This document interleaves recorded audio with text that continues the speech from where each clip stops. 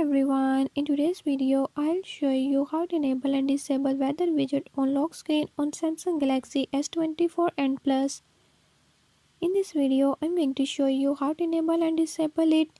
Before move to the video, if you are new to my channel, don't forget to subscribe and hit the bell icon. Watch complete video and learn how you can do it. Let's watch the video.